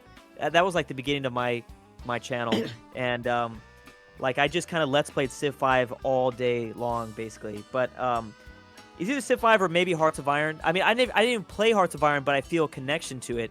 You know what I mean? At the same time, just because of just so many memories. Like those were the two core games that really built my channel. So it's hard not to put them definitely up in the top 5. Yeah. I don't know if they're number 1, but I definitely give them like top 5. I don't even know. Yeah, like I knew how to play Civ 5. I only barely knew how to play Hoi 4, but I still just loved the game. And I got to watch creators like you play the game really good. So, I could say I can make a game that I'd never really played as one of my favorite games. That's very interesting. Most people will never. That's very interesting. Would never what? When you ask this question to people, most people would never name a game that they never really played. Yeah, I know, right? Yeah, that's really weird for me. I'm in this really unique camp where like I never really played it that much, but I still have over like I think I'm at like 2,000 hours, or at least getting close to 2,000 hours in Hoi 4. That's literally all just like that's insane. You must be in the such a only weird man in way. the world with that. But that's so yeah, unique. it's It's beautiful. That's great. No, I definitely love it. Yeah, it's pretty cool. What about you, Tommy? For me, I answer that often on stream. San Andreas has to be there. San Andreas has to be top 3, no question. Then I believe, and this is just a fact. Sometimes things are so good you have to make a fact. Warcraft 3: The Frozen Throne is maybe top 3 of all times. It just, you have to show the respect. You ever played that? No, I never played. What? Dude, our generation, man, that shit. I know it is. It had esports. It had a great story. It triggered World of Warcraft. It triggered Dota 1, Dota 2, and League of Legends. It had modding. It actually triggered Among Us. It had Among Us in it. Warcraft 3 was just revolutionary, I feel like.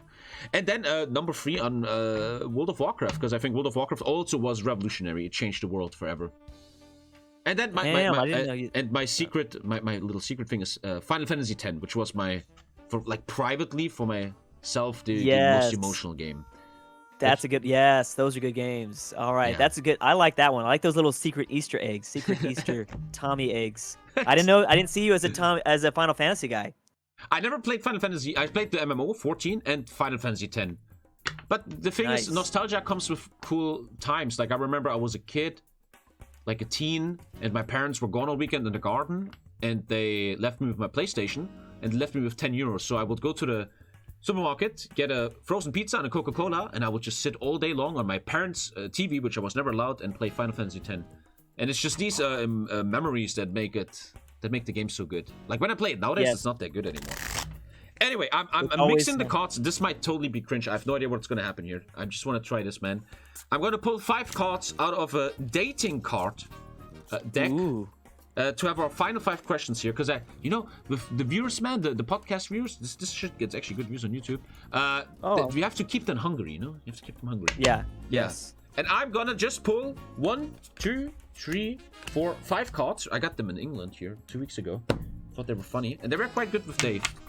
And Drew, we're gonna start the dating game. Ooh. Oh, I like the first one. Jeez, this is actually very good. Drew, number 1. What are you selfish about? When are you selfish? When is it like, this is about me?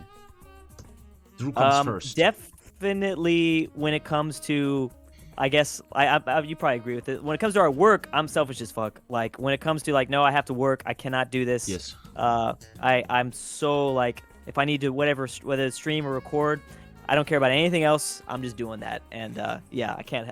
I don't know. I feel bad, but no, but it's natural, human. Sure. Yeah. Is that how you are, Tommy? Show the card, but the card is here. You think I'm making this up, shit? You monkeys. Same. I will. When am I selfish? Food. Like if there's 4 shrimps, you don't take my shrimp. Fuck that. The same as you said. And picking a certain restaurant. That sounds super arrogant, but I think I'm very unselfish. I always try to make people happy around me. Sounds really like I'm lying, but I like to always play support in video games, and I like to be a support in real life. I like to make people happy, so I don't think I don't know. Yeah. I think I'm glad that you said that, like that, because that's just a truthful answer. Like I would agree. I'm sure, like, you know what? Because we're both sort of these creators, I bet you we have very similar personalities. Because I'm the same way. Like it's fun to like just be selfless. You know what I mean? To just kind of like try to not be selfish about things. Yeah. But I think, yeah, I'm pretty sure our personality types have got to be pretty similar. This entire podcast is just you and me finding out that we're homosexual. Anyway. Yeah, I'm sorry. I actually like these questions. I thought this would be cringe, but this is nice. Number 2. How does Durnil behave when he gets angry? Do you explode? Do you get bitter? Do you store this explosion for later? How do you handle the emotion of anger? That's a great question. I get asked that all the time because a lot of people don't see it, but that's because, like, yeah, the way I handle anger is I just disappear. I'm kind of just gone. Like I keep it to myself, but I'm out. Like if I get mad at my friends, I'm not gonna mention it unless it's in a joking way. But usually I just kind of deal with it myself, and then until I get to the point where it's gone and I can be normal again. But usually there is a time where I just need some time to myself, and then I get over it, and then boom. So but that's how to make you really scream at someone, really, that takes a lot. That really doesn't happen. It never happens. I don't think I've ever I'm sure I have actually, but it's not a part of my personality. I got to be like really like sleep deprived, or I don't know, really on mind altering substances. But that's usually not how I do things. Yeah, for me it's the explosion type. I always keep it in. I keep it in. And then there's a huge explosion where I go too far and really scream. Like is there a stream? Is there streams where you've exploded? Yesterday, yesterday. I was screaming like a madman. I was literally, I'm not acting there, right? I didn't agree with the game, and I was screaming, and I was ready to just destroy the PlayStation, man. That sounds like good content, though. Yeah, but dude, I actually had like real anger issues in my life. I think now they're in control. And that's good content, but you have to always be careful of that shit. Like, I remember when I met Lisa, my girlfriend, she's in chat right now. We will drive in a car, and a guy will cut me in traffic. And Lisa always thought I'm this cool, chill guy, and I really went... Like, back in the day, I had road rage incidents. I was like, get out of your car, what's up, man? It was really funny, though, because... I was like, get out of your car, blah, blah, and it's an old man, and he's like, listen, sir, you did a mistake. And I look at the mistake, and I'm like, oh, shit, you're right, I'm so sorry. And I was like, sorry, man, sorry. Like, I can still understand, but I was like that, but not anymore. Now it's okay. Like, with my girlfriend, she stresses me 10 times, and then after 10 times, I'm like, hey, quiet, yeah. Verstehst du? You know? Yeah. That's how you have to do it. You have to do it sometimes. You just gotta you gotta sometimes scream at women, chat. Don't do it with your mom, though. You're gonna get slapped. Question number 3 out of 5. What type of friend are you? Damn, these questions are nice. What type of friend are you? Dang, is there like an example? Like what type of friend? Well, let's say we will have your best friend or a real life friend on the podcast right now. What would they say about you positively? What would they say to Drew as a friend is this and that? I will pay for whoever I need to pay for to have like a good time. Like if I want to, if we want to go to like, I don't know, Disneyland or something like that, then I don't have a problem with paying as long as we all can like have a good time. But don't you feel I guess like that's one thing. I have that a lot in my life. Like this sounds so like lying, and chat doesn't understand it. But when you have a bit of money, like some people on this podcast might have, people like me and Drew, we want to support our loved ones. And sometimes people don't get that. And don't you sometimes see the problem that they don't want your help in a way? You know what I mean? Yes, that happens. And that's weird to me because I'm just like, bro, I'm going to give you this money. Just come and let's have a good time. Yeah, but yes, people don't want that. It's like you know something they don't know, which no one can be blamed for. Like they don't understand that you really just want to support. Yeah. At this point, I just want to have fun. So they would say generous. Yeah, generous. That's oh, we got to go to the restaurant. Get me the wine. Drew pays. Yeah, that's fine. When I come to Germany, that's what we'll do. Dude, Who knows? I became such a restaurant boy. I love restaurants, dude. If we really meet in Amsterdam, dude, I'm gonna pre-book a fancy restaurant. I love sitting in restaurants with people, man. It's my biggest hobby in the world. I do too. Oh wow, that's crazy. I totally agree. That's my favorite. That's my favorite thing. Hey, through, man. I swear to God. Maybe if we didn't like piss off Paradox enough, they will actually invite both of us to one of those things. Actually, I don't know if they would, but I don't think they'd invite me anymore. But who knows? But they'll just roll I was up. invited too, but just go, you know. Fuck it. I mean, yeah, it's but it's a Texas thing. Oh, I didn't know that. Oh, I didn't know that. That's a good point. Yeah, you can't just go to ParadoxCon without being invited through. Oh, I didn't think about that. I don't know why they never crossed my mind. Okay, that's smart. That's smart. What are they going to do? You pay a ticket and then you meet your boys, man, you know? I love that. Damn. Okay. Oh, Daniel is in chat. Why wouldn't you be invited through? Well, Daniel, tell him. Tell him, Daniel. Yeah. Yeah, confirm it right now, Daniel. Daniel's confirm it right now. Every day. Because Daniel, once I went into ParadoxCon and I felt like Paradox staff doesn't like me. And then Daniel came up to me and gave me, how to say in English? The band where your keys are on. You know? Yeah. Yes. I don't know what that thing's called. Daniel came to me and he put that around my neck and I was like, what the fuck? And every day I use that on my main keys. A lanyard. Lanyard. Yeah, no, Daniel's fucking great. Daniel's like the best PR person they got. I don't even think Daniel is a PR person, but he is to me. Yeah, he was a playtester, but now he left Paradox, I think. Oh. I think so. Oh, damn. See, they needed him. That's true, man. That's true. Paradox is fucking weird, man. Like Paradox, I don't want to be. All the big companies. Hey, one thing I learned since I'm a business, like I do business with people, dude. Big companies are all so fucking awkward, man. You always think when you're young, oh, they all a machine that works well. There's so fucking awkwardness, man, and weirdness, but yeah, you get used to it, and you're just like, yeah, whatever. What are you gonna do? You know? Yeah.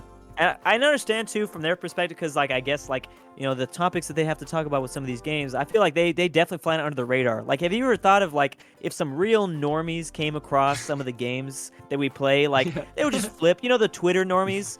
Like I think it could totally just overnight. Like I think people would just like the public opinion would really be negative. So maybe that's why Paradox is so careful.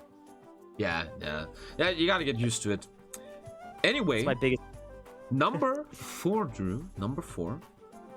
What do you think are your best qualities? Oh man, that's so weird so I have to answer my own best qualities. Arrogant. I know. Wow. All right, let's see here. I guess we already said generous. I guess I'm generous in a way. Damn, yeah, it's so weird. I gotta be like, yeah, I'm selfless and I'm amazing and all this shit. It's hard to talk about that because you think nobody believes you anyway. You know. Yes. I feel like. Handsome face. It comes down to just like, awesome. I mean, I know we just answered a selfish question, but I mean, I think that's a big thing. Is I try to be as selfish as not possible, selfishless as possible. Just want everyone to have a good time. Usually when I'm out with them. So I don't really know. What about you, Tommy? What's your best? Best quality. I think you're genuine. I would say genuine for you. Genuine means you're always honest or something, right? Well, I don't know. Yeah, I guess it's honesty, but I think that you're just like you're a real guy. Like you're not. It doesn't have to be like you never lie. It could just be like I believe that this is actually Tommy, who I'm talking to right now. You know what I mean? Yeah. Like it's not some sort of made up personality. Yeah. But that's just natural, That doesn't take hard work. I think what I always, and once again, it makes you feel arrogant, but something I learned in life, later in life, I was always very unloyal. I always had bad friends. Like in my life, I often had friends that were actually never really my friends. And something I learned after all these years, like when I was 25, 26, I became heavily loyal. Also left by poverty and shit. Like I always say, once you are in my inner circle, which doesn't happen easily, you have my full loyalty, man. I will, if you need money or anything you need me to come, I'm not even gonna ask. I'm there in a second and shit. I think I'm good at that. Like undisputed loyalty to your people in a way. I found myself doing that same thing, like not understanding loyalty when I was younger, but now it's like, yeah, I agree. Because like, you do have to have like an inner circle. And so if you are in that inner circle, yeah, then it's like, well, you can trust these people. So you have to give them, you have to make sure they're good. If know you could trust them, then make sure that you can support them too. But yeah, I totally agree with that. Yeah, it's so important in this world because when you get older and see the world, especially in business, you see that you can't trust nobody. It's just about money and blah, blah, blah. And there's no loyalty with strangers often, and you have to learn that the hard way. And which is so nice that with your inner circle having loyalty, you always have a base to go back to. That is a beautiful thing in life. That is maybe the most important thing in life, I would even think. That whatever happens, you always have a base. There's always people that you know will pick you up. It's better to have, like, people that you can trust, like a really close group, than, like, you know, like in high school, you probably have a lot of acquaintances, but it's way better to have, like, some really good friends, you know? That's so much more important, I think. Yeah, exactly. And that brings us to our final question of today's cast, man. Even though I would like to talk with forever, but I know Lisa has the food ready. Drew, here we go, the final question. I don't know what it is. It says, if you could magically invent a drug that could put you in any sort of mood, what would that be? Oh, yeah. Ooh, magically... Dude, I can answer that in a second. A drug that makes you motivated to work out. Boom, GG. Over. Ooh, yes. Oh, yeah, man, take that's a it good and one. then, oh, I'm ready. Let's go. That would be game-changing, especially for the U.S., because, you know, we're all, like, fat out here. Yeah, but, yeah. man, that would be the most... Yeah, that'd be pretty great. Working out is pretty good. I'm trying to think, like, what's something that, like... I would create a drug that makes me, like, eat healthy. Like, I eat so, like, fucking shit all the time. Like, I eat just, like, the worst food. I've got, like, sweet tooth. You eat bad, Tommy, or do you eat good? I was always like that, but my girlfriend is a nutritional scientist, and she taught me the ways of healthy food and stuff. And because I wanted to just tell you that when I heard you say that, you need, like, a person in life that teaches you about this in a way. It sounds weird, but that teaches you certain cooking ways and what certain things do to you and stuff. And especially when you get older, right? The doctor tells you, hey, if you keep eating like that, you're going to be in trouble by the time you're 50. Yep. Yeah. So there you go. I need to find a nutritionist. You did good, Tommy. Maybe, you did good. It's a very, like, I eat much less meat nowadays since I met her, and you literally feel better. It sounds so... I know the meat people in chat, I still eat meat, but you really feel it, man. It's such a difference. Ooh. Are you vegan now, or are you vegetarian? Nah, I eat meat, but, you know, I don't eat a huge XXL kebab anymore in the morning, because then I just sit here like, oh, I'm so tired. But I realize if you in the morning eat something light, like a salad, you have so much more energy. Yes. Oh, it's so true. Yeah, no, your food kind of creates you. Like, the food that you intake like makes you either a better person. Yeah, it's crazy. I used to eat, like, shit, like, even worse. I eat still bad, but, like, dairy, I used to eat, like, so much. Like, I used to drink a lot of milk, and I just, like, stopped drinking that, and it makes me feel so much better. Oh, man, really? Is milk so bad? I didn't know. I don't know. Well, it's only because I would consume a lot of milk, and, like, I would drink, like, a glass of milk. Yes, yeah, so I don't know. I remember when I was trying to work out back in the day, I used to drink a gallon of milk every day because I thought that was going to be the way to gain muscle. And it was not. It just made me, like, really fat. But this was also, like, not the healthy milk. This was, like, whole milk, which is, you know, like, really, you know, it's got all the bad stuff in it. But anyways. Okay, the food is done, but I came up with one last question. I want to really ask you, because you also have a restaurant affiliation. Chat will be alienated here, but once you make... When you're from the lower or middle class and you make it in life and have a bit more money, you become a restaurant guy. I always see that. You can only go to one type of restaurant for the rest of your life. Which one is it? Oh, man, Tommy, I don't know if you're going to... All the restaurants that I like, I don't know how much experience you have with them. Like, I love... Explain. Because in Germany... So, well, it's between, like, Mexican restaurants. I love Mexican food. Do they have Mexican food in Germany? Like, no, that's a lot? No. Like, you guys really have that Mexican Hispanic influence. We don't have that at all here. Gotta bring you over here for that. I gotta. But do they make tapas? Do you talk about tapas? Yeah. No. Yeah. Yes. They make that. In Germany, we say we go to the Spanish guy for tapas. Oh, okay. There you go. Yeah. Okay, so yeah, something similar. But so either like Mexican food or I love like Southern barbecue. Have you ever tried like? Oh, I don't know that too. South American. Southern yeah, barbecue. like ribs. Yeah, I don't know that at like all. steak. This is a fun thing. You shouldn't tell me this, Tom, because like whenever you're in California, or if you ever come, there's gonna be some good food. Like we talked about it earlier, like Creole, kind of Creole food, which is like spicy. They have like shrimp and things like that. But yes, I would like to hear yours though, Tommy. Dude, one day we should really come over and we make like a vlog series in the southeast states where we check restaurants and stuff, dude. Imagine that's the future when we're like 40 and nobody watches anymore and we would just make like this food travel. Dude, that's the plan right there, man. That is what I'd love to do. Dude, just be like a travel guy. Not even kidding. Yes. Favorite restaurant, again, in Germany we have a Spanish guy, which is tapas, which is amazing. And I think that wins Italian restaurant and Spanish, Oh, yeah. I love Italian food. There's not as much. I don't go to as much, but yeah, I totally agree. Italian would be up there as well.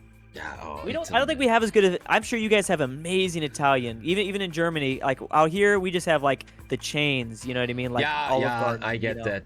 I mean, you must have So they're not very authentic. great food diversity in LA. But yeah, I was in Italy this year, and it blows your mind. Your mind will be open to food in a whole new way, man. It's so insane what happened there. Dude, there's like a random homeless grandma in a corner, and she makes you the best pasta in the world, man. Because it's her culture, you know? That. Yeah, it's insane, man. I'm just trying to get invited to one of their like houses. Just go in there and have like a grandma make you some food. That's how you know it's the best. Yes. I ate like since I met my girlfriend, we became foodies. Like she makes like pictures of food and stuff. And sometimes this is so fucking sounds so privileged. I lay on the couch and I check her Instagram and I look at all the food I eat in the last year, man. And I'm like, oh, that was nice and that was also nice. And I just look at all that food. Oh god, no wonder I'm getting fat, dude. God damn. Yeah, you got to go back and start working out, man. You got to keep that working out. Tomorrow morning. Well, Drew, I think my food is here. I want to eat it with her. Thank you so much for your time, man. I think everybody can see and feel that there's a connection between us, even though we never met. But I think it's such a beautiful thing, man. And thank you so much for being here. I really hope I might see you next year in Amsterdam. And I'm going to pre-order a fucking restaurant. Let me tell you that. For just a handpicked group of people, man. I would love that, man. Don't be afraid, Tommy, too, to let me know. Like, if you're trying to, you know, I mean, it doesn't have to be a podcast, but whatever. If you, I will definitely make some time, come onto your stream whenever it is. But, yeah, don't be afraid to just, you know, send me a message or whatever. I'll come on by. Whether it's for Podcast 2.0 or for, you know, I know you guys just have people on, or you just have people on sometimes. Hey, always. The funny thing is, when I talk to my content creator friends like you, it's always, hey, just tell me, I will be there, I'll be there. But everybody is always like, just tell me, I'll be there. But no one actually tells. You have to actually take that step and actually be like, hey, let's actually do something, you know? Yep. That's what I did. Remember, I was like, hey, Tommy, when you invite me to that podcast? Do you know that was like a year ago now, Tommy? Yeah, that was like, very lazy. I think it was like, that was crazy. I was a lazy bum. Because also, and I really genuinely mean this, I was lazy, but also I wanted that if someone like you comes here, it's not trash. I don't want to sit you unprepared like, hey, Durnil, what's up? You don't deserve that, you know? It has to be something real, you know? It was real. It was definitely real, Tom. You did good. You did Just good. like this connection here, man. But yeah, no, I'm kind of the same way where it's like, I know that you're busy and I'm busy, but it's hard because I'm not as social with creators as I wish I could be. But obviously once I'm, you know, here, it's like, it's always a good time. Hey, always, man. Thank you so much for being here, man. Yeah. Guys, check out Durnil on YouTube. Any other thing, Twitter or Instagram or something? Nope, just pretty much YouTube. That's Dude, it. You will make millions on OnlyFans.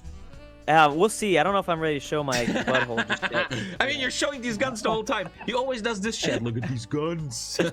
Oh, yeah. I'm trying to get you out there, Tom. I'm trying to motivate you, man. I'm trying to get you back in the gym. Yeah, she did. Generally, tomorrow I'm going to work hard on that body.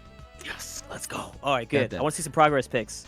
I will send them to you. It's funny because, final thing, 6 months ago, I made a picture of me where I'm really like blobby and fat because I was like, okay, this is the before picture, and then soon I make a post with the after picture. Problem is, the after picture is very far away from being done. That's for sure. Anyway, thank you very much, man. Nothing but love. Stay healthy, man. All the best, mate. Until the next time, enjoy your food. See you, Tommy. I love you, man. Bye. Yeah. Ah, that was amazing, man. What a great fucking human being.